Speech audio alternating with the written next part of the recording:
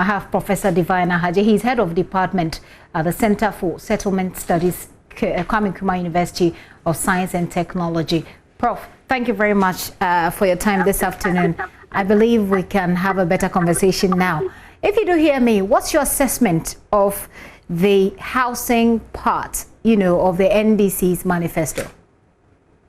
Yeah, thank you very much.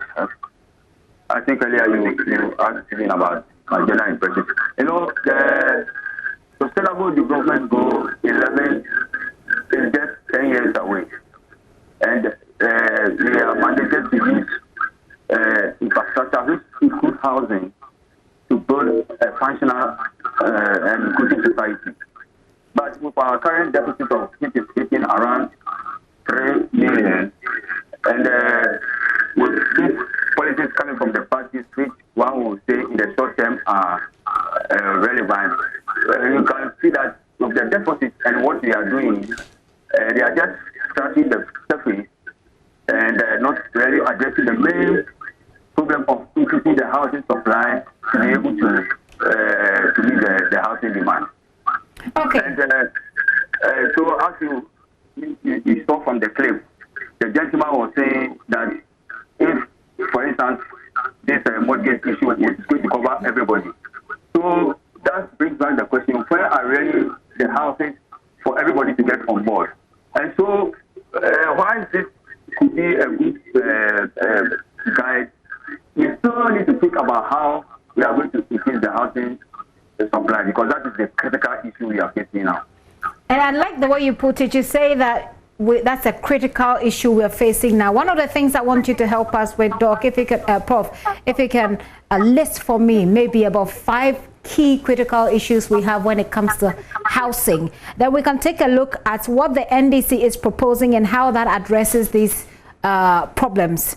So I will list for you the things that they've, in summary, the things that they're promising, and then I take your thoughts on how it helps us deal with those critical issues. But what if you just look through your mind, what are the key critical issues we have when it comes to housing?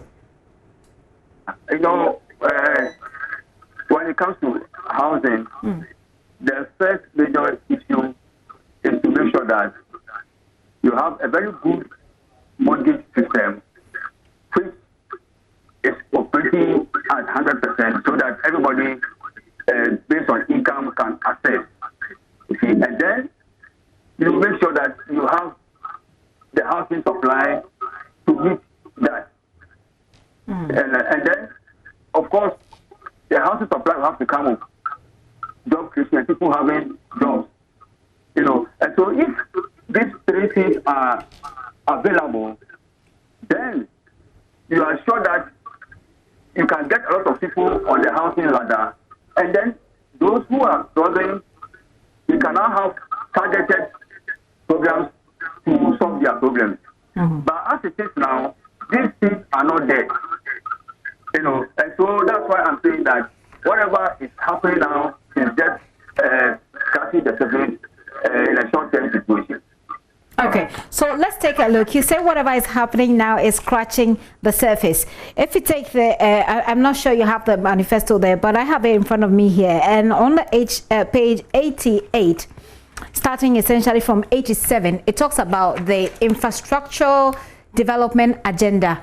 They're committing $10 billion to this agenda, but we'll focus on housing. In terms of housing, the NDC says it will, within the 4 years, create 20,000 low-income houses in all 260 metropolis municipalities and districts. Does that not address one of the critical issues you've raised? That is good to hear, even the term social housing, which comes into the affordable bracket. But then it means that I want to be very clear what they mean by social housing. Are they suggesting that if people are not able to meet those housing, they are going to be giving subsidies to get on it? Because social housing is somewhere for the lowest of the lowest, and where the lowest cannot even get on it, then the government must support them to get onto the housing ladder. But then coming to the 20,000, when you have a housing deficit of 3 million, and you say you are going to put up 20,000. You see, so I think that what we have to do as a nation is a very pragmatic, long-term housing delivery program. For instance, when you take Malaysia in the year 1998, in their Vision 2020, they said they were going to build 800 houses. And by 2004, they had delivered over the 800. That is what we call an ambitious housing program for a country which sees the housing situation as in crisis.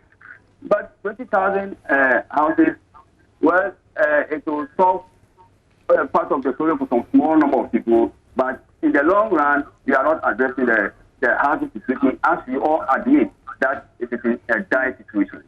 Okay, Prof, I'll have you, tilt your camera down a little bit because I'm losing part of your head in that, in my view right now. But then let me come to, an issue you raised. You say that if you talk about social housing has a component of government support for the low of the lowest, you say.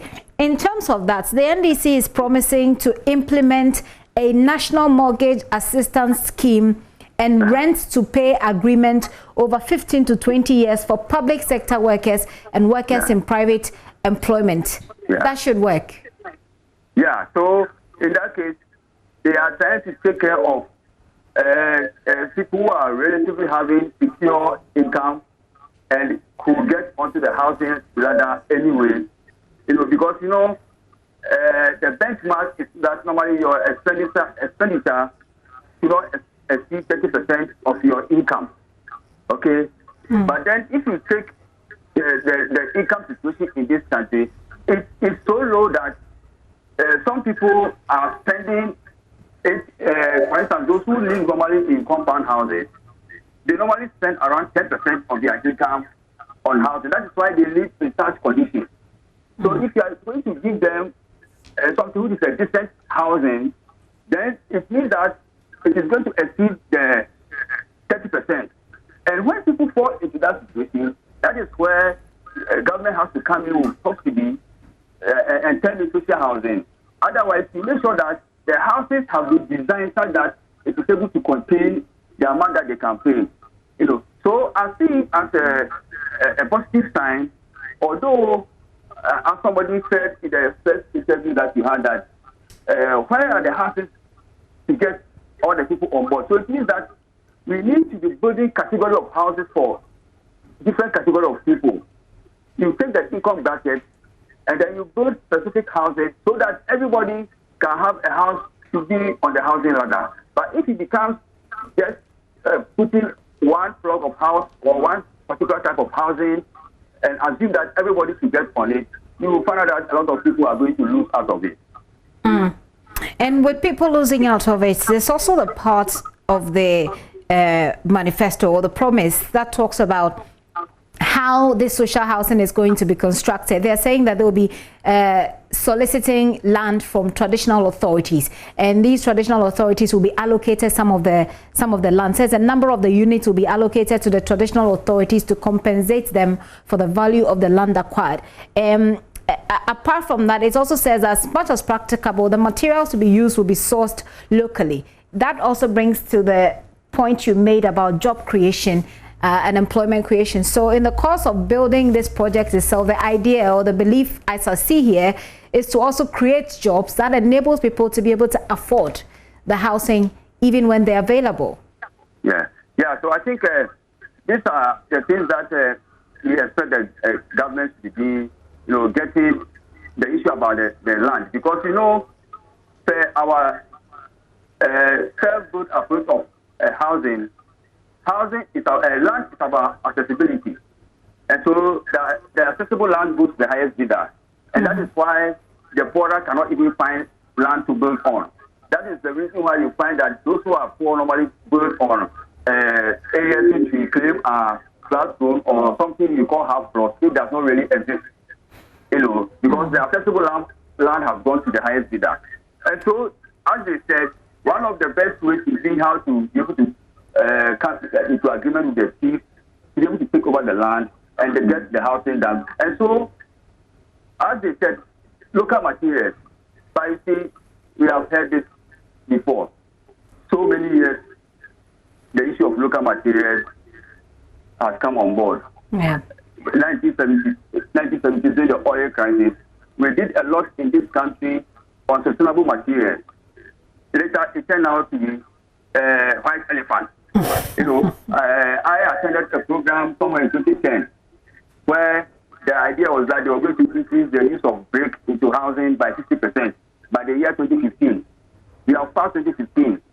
So sometimes our leaders, we want the action, but while they are speaking, let's see whether this time it's going to work. Yeah. If it's really going to work and they are going to put such measures in place, then that will be fine. But you see, when you talk about social housing, for instance, in the UK where they practice it a lot, you don't depend much on private sector to build social housing. You depend on NGOs and housing associations, where there's a housing fund somewhere. So I will be expecting to see a housing fund specifically for the social housing that they want to build.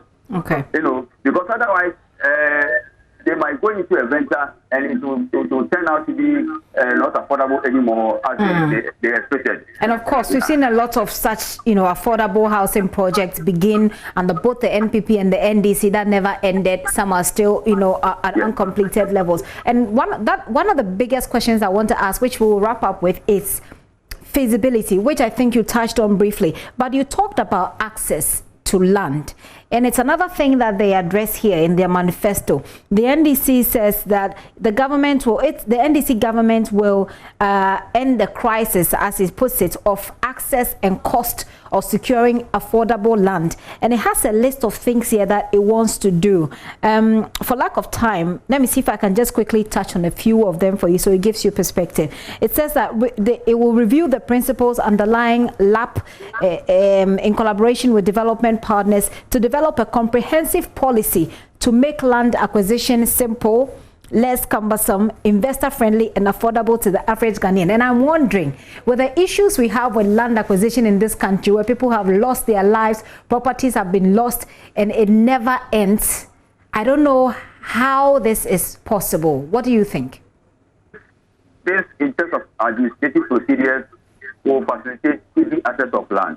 But then, land is about accessibility, and it goes to the highest bidder. And so whether the procedure is simple, land is, the cost is still going to be, the land price is still going to be going to the highest bidder. To the extent that the poorest of the poorest will be denied land to build on.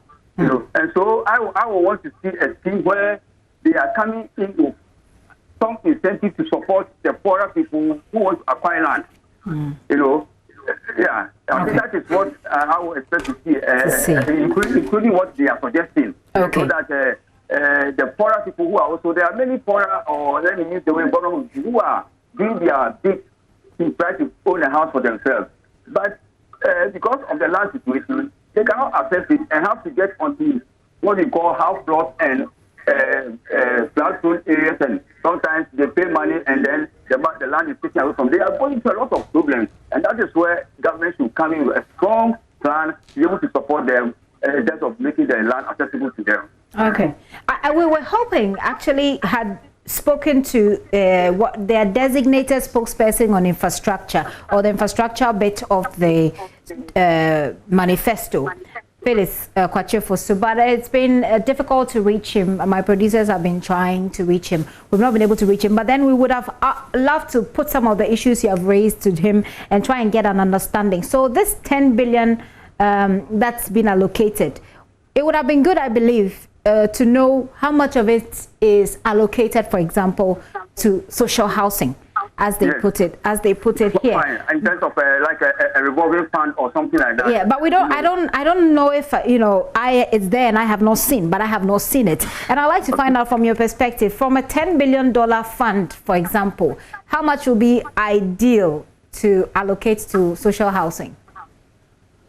Well, at this point, it will be a bit difficult to put the figures in. because you need to know in terms of income levels, the people they are trying to target for the social housing. So I think that's one of the main things that we should be able to do before we can put the figures to it. But then what I'm suggesting is that if they really want to do it for it to succeed, because it has happened somewhere, for instance, in Malaysia, they did the same thing. By the time they placed the houses, it was not affordable. So these are things that they have to learn from other experiences and be able to work towards it. Yeah. So the creation of a fund for social housing. Yeah, that's right. Yeah. Very well. And I'm not sure if this is part of your core area, but when it comes to revenue generation for such ventures, are there specific places that government can look at? Because they're told us 10 billion. We don't know where the $10 billion is going to come. $10 million is going to come from, and that's one of the questions I was hoping to ask when Mr. Kwachefosu joins us. He hasn't, but where would you envisage that for housing, something as important as housing, that we will look to generate the revenue from? Well, if they are lucky, once if they are in government, they are lucky to think about it. They have to think about maybe some tax situation that they can use to generate that.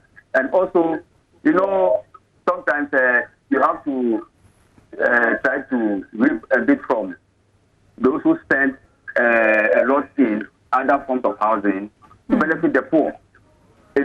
So I'm looking at those who are putting up mansions, trying to have some kind of little tax that can be used to go and service the poor in that way. But that is something that maybe they need to debate and discuss going forward before they can really put it into practice. Yeah, I'll take your final words on this. If you look at everything that I have read to you and every discussion that we've had, is this plan feasible? Is it feasible? What is happening is that housing is an urban issue, and it is derived or driven by market forces, we know. But at the same time, it is also a social need, and that is why all over the world, it is also practiced as a welfare system. And for the NDC, especially, who are a social democratic party, it means that they have to be looking at housing from the social democrat perspective. Which I know is difficult because our economy also drives on market forces. But then there are other forms like the cooperative approach or the liberal approach, which use all other means to try and target segmented people, which they are trying to do now. But at the moment, the scope is narrow. You don't know which category of people they are looking at. So I think that if they look at social housing in that perspective, it will inure to their benefits. And so going into the future, we should be aware that the sustainable development goals is just 10 years away. And we have to use infrastructure to build an inclusive society. Okay. But if you're not careful, the way things are with the slum population growing, you might be using housing to rather build a dysfunctional society instead of a functional society. And this goes to all governments. As a nation, I'm talking as a sense of national development. Right. Prof, thank you so much. And I've seen that you've repeated the SDG goal, target year about twice already. I see that's a very important part of the conversation. Prof, thank you so much. Professor Divine Ahadzie is the head of Department Center for Settlement Studies, KNUST, who helped us with that conversation. Like I said, we had booked the designated spokesperson on infrastructure for the NDC, Phyllis Kwachefosu, and we have not been able to reach him at this point.